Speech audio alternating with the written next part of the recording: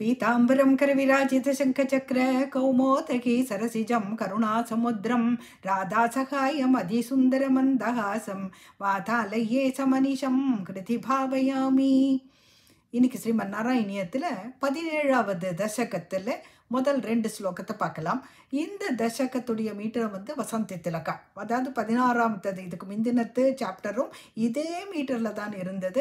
அதுக்கு அடுத்தது 17வதும் இதே மீட்டரில் தான் இருக்கு. ஐ திங்க் இதில் நான் அடுத்தடுத்து வர 2 தசகத்தில் ஒரே மீட்டரை ஸ்ரீமன் நாராயண பட்டத்திரி யூஸ் பண்ணுறது இதுதான் முதல் தடவைன்னு நினைக்கிறேன் நான். இப்போது இதில் பார்க்கலாம்.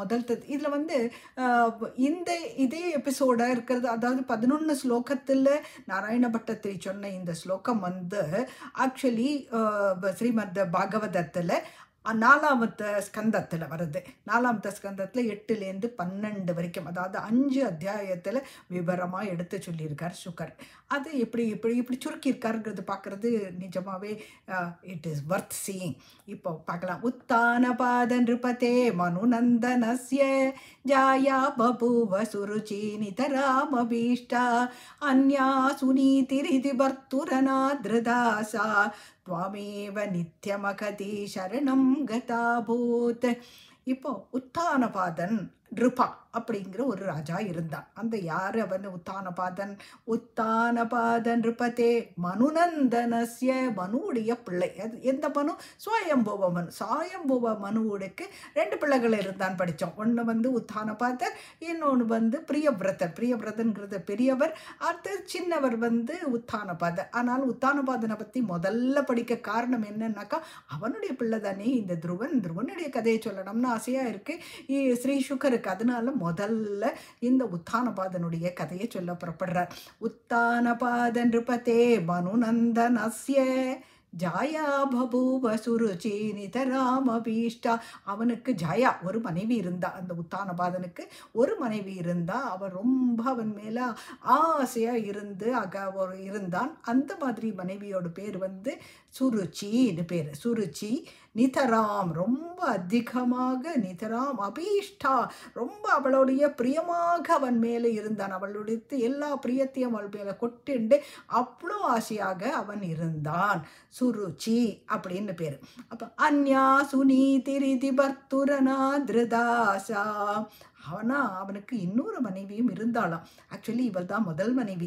அப்போது பட்டத்து மகிழ்ச்சின்னு சொல்லுவாளே, முதல் மனைவி இவள் தான். இப்படி இவ பேர் என்னதுன்னு கேட்டால் சுநீதி அப்படிங்கிற பேருடைய ஒருத்தர் பர்த்தூர் அநாதிருதாசா. அவள் பர்த்துவால ஆதரிக்கப்படாமல் இருந்தாள், அநாதிருத்தமாக இருந்தாள், ஆதரிக்கப்படாமல் அவள் இருக்கா. அந்த மாதிரி இருக்கிறவள் என்ன பண்ண முடியும்? பர்த்துவான்னு ஒரு தன்னை திருப்பி கூட பார்க்காம ஆதரிக்காம இருக்கா. அவளுக்கு கதியே இல்லை. அப்படின்னா எல்லாருக்கும் கதியா இருக்கிற ஒரே ஒருத்தர் தான், அது நீங்கள் ஒருத்தர் தான். எல்லாருக்கும் கதி. யாரெல்லாம் சரண்யம் பண்ணறாளோ எல்லாருக்கும் நீங்கள் கருணையோடு அவளை அவளை அணைச்சப்பேல அப்படிங்கிறதுனால துவாமேவ நித்தியம் அகதி சரணம் கதாபு. ஒன்னையே சரணம் அடைஞ்சிட்ருந்தா. தட் இஸ் குருவாயூரப்பா, ஒன்னையே இந்த சுனீதிங்கிறவள் வந்து இன்னொரு மனைவியானவள். அவள் அப்போ தன்னுடைய ஹஸ்பண்டினால ஆதரவுப்படாமல் இருக்கப்பட்ட இந்த இன்னொரு மனைவியானவள் ஒன்னையே சரணம் அடைஞ்சிட்டு இருந்தா. எப்பவுமே நித்தியமகதிகி, எப்பவுமே ஆல் த டைம், ஒவ்வொரு நாளும் ஒன்னையே சரணம் அடைஞ்சிட்டு இருந்தா அப்படிங்கிறது முதல் ஸ்லோகம். உத்தானபாத நிருபதே மனுநந்தனஸ்ய ஜாயா பபூவ சுருச்சி நிதராமபீஷ்டா அன்யா சுனீதிரிதி பர்த்துரநாத்ருதாசா துவமேவ நித்தியமகதி சரணம் கதாபூத். இப்போ எல்லாருக்கும் ஒரு சின்ன கன்ஃபியூஷன் வரும். ரெண்டு வைஃப் இருக்கா. யார்? உத்தானபாதனுக்கு. அது சுருச்சி சுனீதி. எப்படி ஞாபகம் வச்சுக்கிறது? யார் மேலே ஆசையாக இருந்தா, யார் மேலே ஆசை இல்லாமல் இருந்தா எப்படி ஞாபகம் வச்சுக்கிறது? ருச்சியானவள். எல்லாம் இருந்தால் உத்தானபாதனுக்கு ருச்சியை கொடுக்குறவளான மனைவி, அதனால சுருச்சி. அப்புறம் சுனீதி, அவன் நீதியை ஃபாலோ பண்ணுறவள். நீதியை ஃபாலோ பண்ணுறவளுக்கு யாருக்கு வேணும்? யாருக்கும் அவளை அவசியம் இல்லை அப்படின்னு இந்த உத்தானபாதன் நினச்சிட்டு இருக்கார். அப்படிப்பட்டவள். ரெண்டாமத்தவள் நீதியை ஃபாலோ பண்ணுறவள். ஸோ நீதிஹி, அதனால தான் அவள் வந்து துவாமேவ நித்தியமகதிஹி சரணம் கதாபு, ஒன்னையே சரணம் அடைஞ்சிட்டு இருந்தா. இது ஒரு விதத்தில் ஞாபகம் வச்சுக்கிறதுக்கு சௌகரியமாக இருக்கும்னு நினைக்கிறேன். 2வது ஸ்லோகம் பார்க்கலாம்.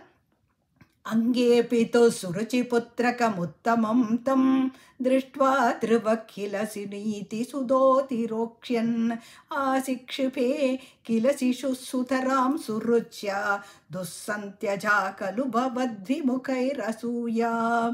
இப்போ அங்கேபிது சுருச்சிபுத்திரகம் உத்தமம் தம் திருஷ்ட்வா திருவ யார் பார்த்தான்? இப்போ அங்கே பிது அப்பாவுடைய மடியில் உட்கார்ந்துட்டு இருக்கிற சுருச்சி புத்திரகம் உத்தமம், சுருச்சியினுடைய பிள்ளையான உத்தமன்கிறவன் அப்பாவுடைய மடியில் உட்கார்ந்துட்ட பார்த்தோன்னே தம் திருஷ்டுவா அவனை பார்த்த உடனே திருவா இந்த திருவனானவன் என்ன பண்றான்? கீழே அவனுக்கும் அப்பா மேலே ஏறி அப்பாவுடைய மடியில் உட்காரணுங்கிற ஆசை வேற எந்த ஆசையும் இல்லை. எப்போவுமே ஒரு குழந்தைக்கு அப்பா தன்னுடைய மடியில் ஒரு குழந்தைய வச்சுட்டு இருக்கான்னா இன்னொரு குழந்தை ஓடி இன்னொரு மடியில் உட்காந்துக்கும். அது குழந்தைகளுடைய சுபாவம். ஏன்னா ஏட்டிக்கு போட்டி போடுறது இந்த சிம்மாசனம் வேணுங்கிற ஆசையினால இல்லை, அப்பாவோட மடியில் எனக்கு உரிமை இருக்கே அப்படின்னு காட்டுறதுக்கு வேண்டி அப்பா என்னையும் ஆதரிப்பாரே அப்படின்னு சொல்லிட்டு அந்த அப்பாவோட மடியில் உட்காரணும்னு ஆசைப்பட்டு வேகமாக ஓடி அந்த அப்பாவோட மடியில் உட்கார்றதுக்கு அவன் பிரயத்தனம் பண்ணுறான். கீழே சுனீதி சுதோ அதிரோஷ்யன், சுனீதியோட பிள்ளையான இந்த திருவனானவன் என்ன பண்ணுறான்? சுதோஹோ சுனீதி சுதோஹோ சுனீதியான பிள்ளையான இந்த துருவன் மேலே ஏறி உட்கார்றதுக்கு அதிரோஷ்யன் உட்காரணம், அப்பாவோட மடியில் உட்காரணம் அப்படின்னு அவன் பிரயாசனை பண்ணும்போதே இந்த இவளோ சித்தியானவள் இருக்கா இல்லையா, அவள் என்ன பண்றா? ஆசிக்ஷிபே கில சிசு சுதராம் சுருச்சியா, சுருச்சி அப்படிங்கிற இன்னொரு மனைவி இருக்கா இல்லையா அவனுடைய சித்தியானவள், அவள் என்ன பண்றா? ஆசிக்ஷிபேஹே அவனை ரொம்ப ரொம்ப அதட்டா. சிசுஹு சுதராம், சுதராம்னா ரொம்ப ஜாஸ்தியா அந்த சிசு அந்த குழந்தை தான் 5 வயசு குழந்தை, அவனுக்கு என்ன தெரியும்? அப்பா மடியில் திருவன் உட்கார்ந்துட்டு இருக்கானே, உத்தமன் உட்கார்ந்துட்டு இருக்கானே, அவனை மாதிரி தானும் உட்காரணும் அப்படின்னு ஆசைப்பட்டு அது மாதிரி உட்கார்றதுக்கு வேண்டி அவன் முயற்சி பண்ணினானே தவிர வேற ஒன்றத்தையும் அவன் நினைக்கல. ஆனால் இந்த சுருச்சியானவளுக்கு தாங்க முடியலை. இந்த குழந்தை ஒருவேளை இந்த ராஜ்யத்தில் தனக்கும் பங்கு வேணும், தான் தான் மூத்தவன், முதல் மனைவியுடைய பிள்ளை அப்படின்றதுனால எனக்கு தான் இந்த சிம்மாசனம் உரியது அப்படின்னு எங்கே இவன் கொண்டாட போறானோ அப்படிங்கிற பயத்தில் சிக்ஷுபே அவள் அவனை கொன்ன மூடிண்டு அதட்டுறா. அது குழந்தைய அதட்டுறா. என்ன அதட்டுறாங்கிறது நாராயண பட்டத்திரியால சொல்ல முடியலை, அப்படி அதட்டுறா அவள். அது என்ன அதட்டுறாங்கிறது நம்ம பாகவதத்தை ஸ்ரீமத் பாகவதத்தில் 4வது ஸ்கந்தத்தில் 8வது அத்தியாயத்தில் சொல்லப்பட்டிருக்கு, அதையும் பார்க்கலாம் நம்ம.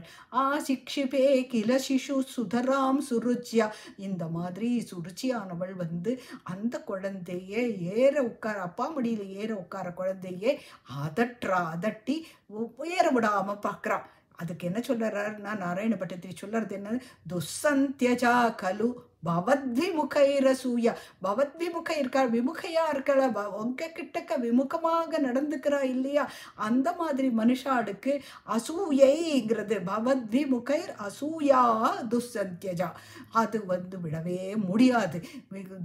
அசூயைங்கிறது அவளால் கொஞ்சம் கூட தப்பி தவறி கூட அவளுக்கு விடவே முடியாது. ஏன்னா உங்ககிட்ட பற்று இல்லாமல் இருக்கா இல்லையா, பவத்விமுகை பவத் விமுகையா இருக்கா இல்லையா, உங்கள்கிட்ட பற்று இல்லாமல் இருக்கிறதுனால அவளால் அந்த ஆசையை விட முடியறதில்லை, அசூயைங்கிறது அவளால் விட முடியறதில்லை. துஸ்ஸந்த்யஜா அதுலேயும் விட முடியாமல் இருக்கிறதுனால இவள் அந்த குழந்தைய அதட்டுறா அப்படின்னு சொல்றா. அங்கே பிது சுருச்சி புத்திரகம் உத்தமம் தம் திருஷ்ட்வா திருவக்கில சுனீதி சுதோதிரோஷ்யன் ஆசிக்ஷிபே கில சிசு சுதராம் சுருச்யா துஸ்ஸந்த்யஜா கலு பவத்விமுகைரசூயா, இவாளால் அசூகையை விடப்பட முடியாதுங்கிறா. இப்போது ஸ்ரீமன் பாகவதத்தில் இதில் எப்படி சொல்லியிருக்கா, இந்த சுருச்சியானவள் எப்படி அதட்டினா அப்படிங்கிறது சொல்லுறது. அதான் சுருச்சியை சொல்கிறா அந்நிய ஸ்திரீ கர்ப்பம். அந்நிய ஸ்திரீ கர்ப்பம்னாக்க என்னோட கர்ப்பம் இல்லாமல் இன்னொரு ஸ்திரீ சுனீதியுடைய கர்ப்பத்தில் பிறந்திருக்கியே நீ அப்படிங்கிறது அது மீன் பண்ணுற அவள். அந்நிய ஸ்திரீ கர்ப்பம் சம்பிரதம் ந ஆரோடும் அர்ஹதி, அந்நிய ஸ்திரீ கர்ப்பத்தில் பிறந்த நீயானவன் தப்பி தவறி கூட இந்த ஆசனத்துக்கு ஆசைப்படுறதுக்கோ இதில் ஏறுறதுக்கோ அருகதை உனக்கு கிடையவே கிடையாது அப்படின்னு சொல்லிட்டு அதோடு நிறுத்தல அவள்.